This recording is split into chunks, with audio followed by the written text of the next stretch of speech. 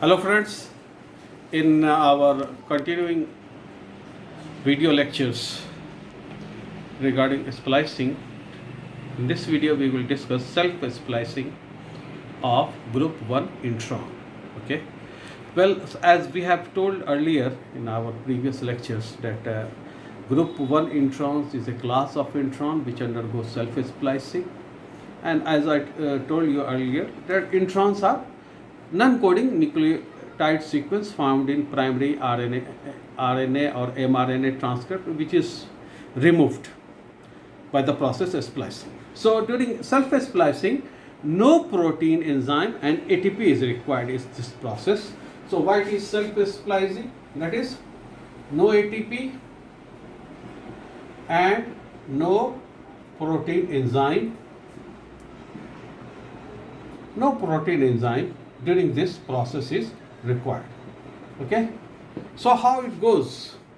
Well, the mechanism of self-splicing of group 1 intron takes place or involves transesterification reaction. Transesterification reaction. Now, if you know it is so good, but let me clarify also what it is. As you know, it is one of the most common reaction in chemistry, that is esterification, that is formation of ester by reaction of acid and alcohol. Okay, so what is transesterification? You see here you have an ester here. Okay, if you react it with an alcohol, you can see the substitution is here R prime, R double prime and R 3 prime. In a step 1, what is happening? A nucleophile attack takes place. Here a nucleophilic attack is taking place. Okay, we will not go into detail. And what we get this intermediate.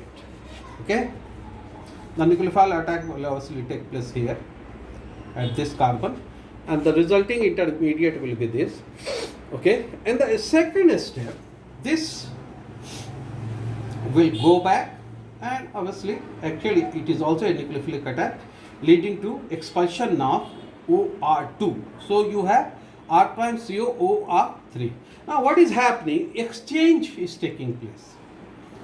Exchange of alkyl group of alcohol takes place, and what you get a new ester in which the original alkyl group attached in the ester group is replaced by alkyl group of the alcohol, and this is called transesterification. Okay, so the transesterification reactions, the mechanism of self-splicing of group 1 intern involves two-step transesterification reaction. Now let us see here. You see here what you have a primary RNA transcript.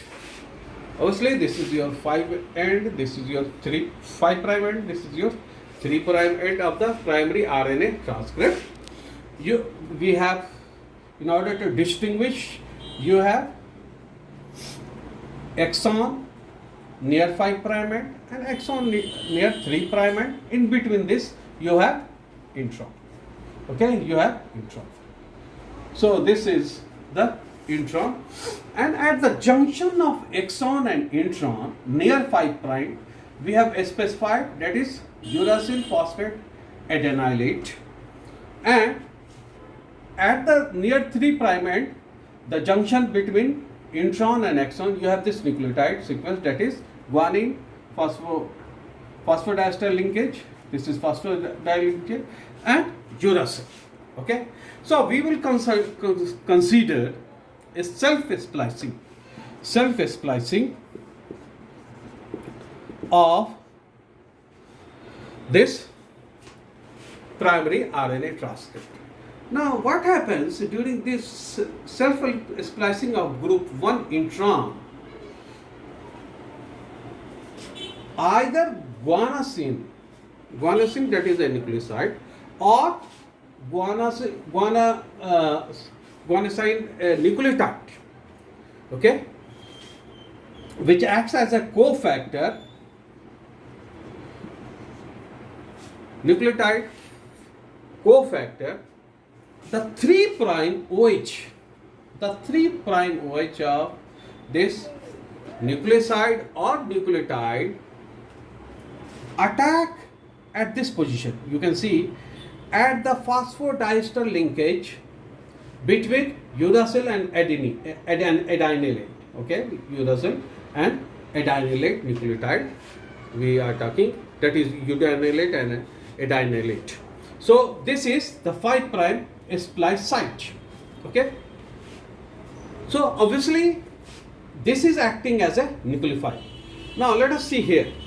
Let us see at this point, you will have the idea. You can see at the 5' axon you have a nucleotide having uracil as the base, and this you have the phosphodiester linkage by which it is attached to the base nucleotide containing adenine base, and obviously this is part of intron and the 3' end of the R. Now what is happening? Guanosine nucleoside 3' OH is attacking as the phosphodiester linkage. As a result of it, what will happen? Obviously this is going out, this will go out, and H will be there. So it will be a free OH group here. Okay, and a new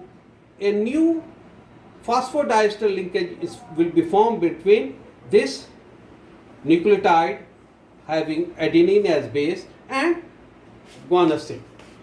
So this particular reaction is here. So after the attack, so what will happen at the 3' side, at the 5' end of primary transcript exon part, you have at the terminal you have a 3' OH, free OH, okay, and you can see a new phosphodiester linkage is formed. Here, this is the new phosphodiester linkage between guanine and adenine. So this is the first step. And obviously what will be the second step? In second step, again, so you can see what is happening. The attack is where? At the junction of exon and intron, that is your splice site 5'. Now, in the second step, this 3' OH, which is generated by the nucleophilic attack here, in the 5' exon, attacks the new phosphodiester linkage, you see here, between G and uracil base containing nucleotide, okay, nucleotide, and you can see this particular is near 3' end, that is 3' oxen. But if you see here, this is 5' end of this particular chain. This is 5' end of this particular chain, and you say that this is 3' splice site, and obviously here also this phosphodiester linkage is a splice site between the intron, this intron, the new intron, and the exon. Finally, what is happening in this step? What is happening?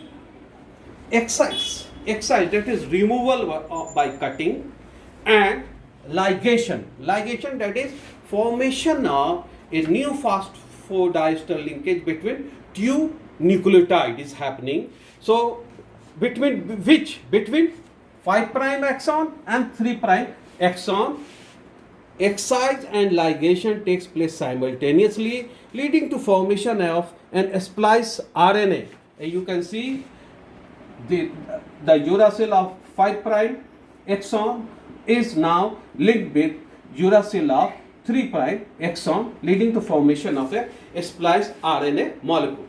So this is a splicing mechanism of group 1 intron, and obviously due to excise, that is removal by cutting, intron goes out, intron is removed, and this is biodegraded, and it is degraded in the cytoplasm.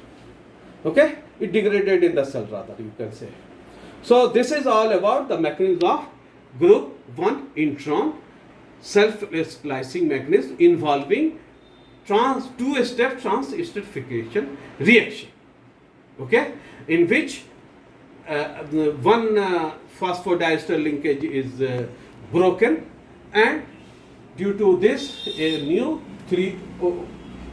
OH is created, 3' OH, which again acts as a nucleophile, and again a new phosphodiester linkage is formed, leading to removal of intron part from the primary RNA transcript, leading to formation of a splice RNA.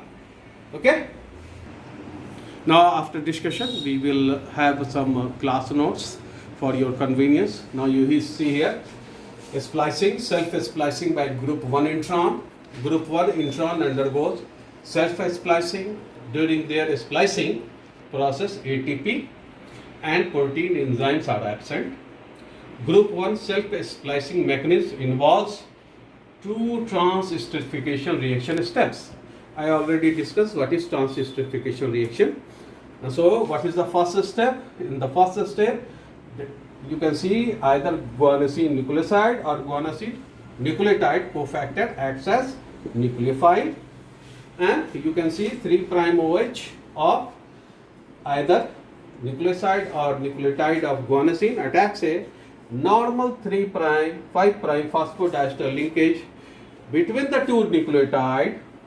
Okay, here we have taken the example of uracil and adenine residue, and you can see that at an exon intron junction, that is, you also call it a splice site. At where? At near the 5' end of RNA, rather mRNA transcript. Okay, that is primary section. Now as a result of what will it happen? It will form due to this nucleophilic attack, what will happen? A new phosphodiester linkage will be formed between who? Between guanosine and adenine. Okay, guanosine and adenine at 5' end of the intron. Now again 5' oxon, 5' axon has a now 3' OH, which will also act as a nucleophile and will start the second step, and it will attack, as I told you, 5 end of the axon, 5 end of the axon, which is near 3' end of the mRNA, leading to formation of a new 3' 5 phosphodiester linkage. Okay, between which? Between 5' and 3' end axon. Okay, here we have between U and 5' end G.